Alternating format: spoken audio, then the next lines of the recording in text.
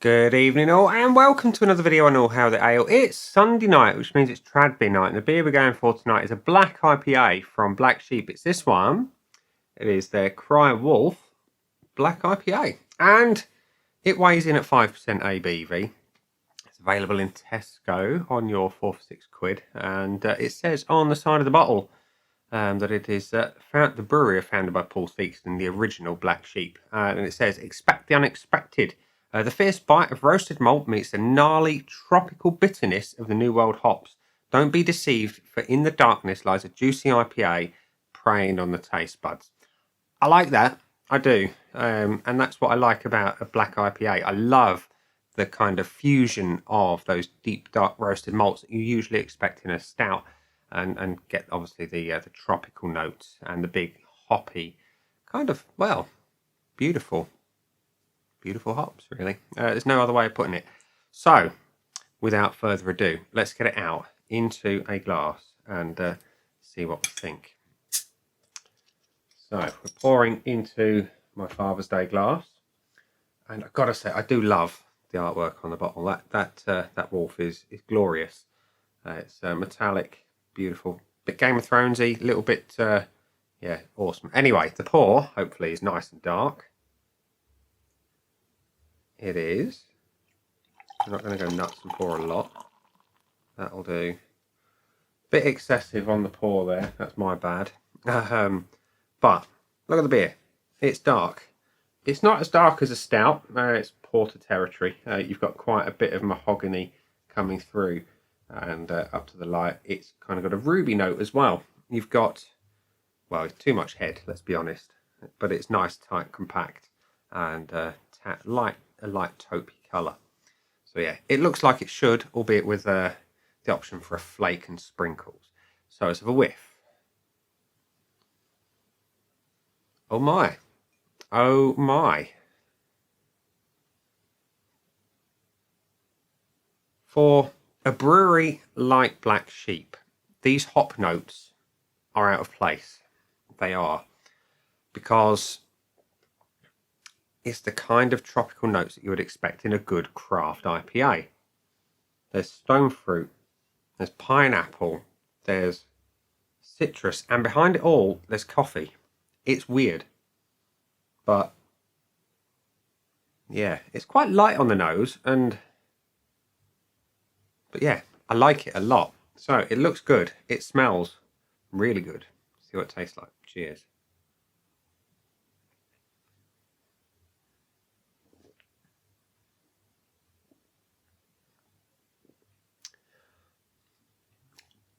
That is glorious. That really is quite glorious. You're greeted at first with a light to medium body that's well carbonated, not overly so, and then you get the flavours.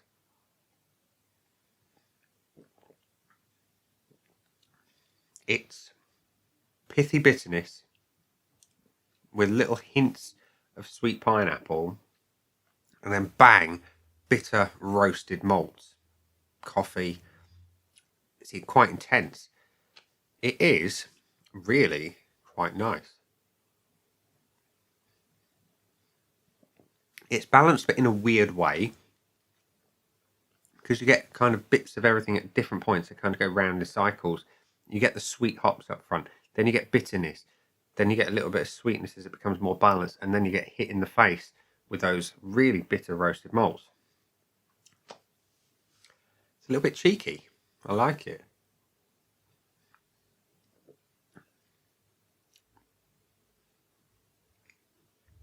And the finish, I'm trying to figure out in my head what it's got going on.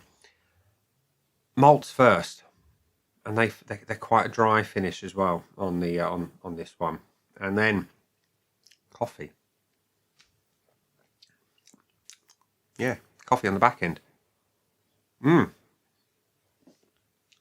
It's really quite nice. It's different, and I like different. So yeah, let's give it some points, shall we? But first of all, we go to the aid memoir of Untapped, which says that Black Sheep's Cry Wolf has had 397 check-ins, average of 3.54. One person I know who's had it, and I give it an average of 3.5. I can see why people would like this beer and I can see why people would dislike this beer. But what do I think of it? First of all, let's go to the looks. We've still got enough in there to judge it. It looks like a black IPA should. It's dark. It's got a white head. Well, an off-white head. It's hanging around quite nicely. It delivers on the visuals. So, yeah, it's having a full point off the bat. The aroma, whilst light, is nice. You get those proper craft beer type notes. You get the pineapple, you get the stone fruit, you get a little bit of citrus. And these are hop notes I don't expect in a traditional beer in any way, shape or form. And they are then completely dominated by those roasted malts pretty straight away. Like I say, it's light, but I like what I smell. I just want a lot more of it. I'm going to give it the 0.5 because it's just a little light, but it's nice what there is. So get in there. The body is light to medium. Carbonation's good, but I want a bit more body to this one. Given the kind of flavour profile that's going on, it almost demands extra body. It's not thin, don't get me wrong, but it would benefit from a little bit of oomph. It really would. So yeah, I'm going to give it the 0.5 on that one as well. Taste-wise though, I really enjoy it. You've got those hop notes. They're not as prominent on the nose. The sweetness is kind of there, but they're restrained. They are restrained. The balance is quite nice. Again, it's weird. It comes in cycles. You get sweetness, then you get bitterness, you get sweetness, and then you get the intense bitterness after that from those malts as the flavours kind of die off in your mouth and go to other things. The pithy bitterness of the hops, though, is really rather nice. I like that. And yeah, I like the roasted malts a lot. So it's having a point. And the finish. Well, like I say, coffee on the back end. Right at the very end is coffee. It's not a flavour you expect in an IPA of any kind, but in a black IPA, maybe so. And it's pleasant. It is pleasant. I would like a little bit more of the hop note in the back end, though. Just a little tickle of those tropical goodness things that are going on. So on that note, I'm going to give it the 0.75, which means that I have given it 3.75 out of 5. So we go to the bonus points. It can't have the full bonus because obviously it didn't get a full 5 out of 5. Would I buy it again? Now that's an interesting one. I have not repeat purchased any black IPAs from memory. Mainly because they're not around for long. And I don't know why that is. Maybe it's a style that's not overly popular, but I haven't. I would if there were more available, and I'd try more for sure. But yes, I would buy this one because this is kind of that autumnal drink that kind of spans the stout IPA kind of spectrum quite well. You get the warmth of the coffee and the malted roasted malts, and you get the sweet juiciness of the hops. So yeah, I would buy it again. Value for money, it's pretty cheap. 4 for £6 in Tesco, like I say. Yeah, it's good. It's good value for money. Can't knock it. Can't knock it at all. Tastes good. Reasonably priced.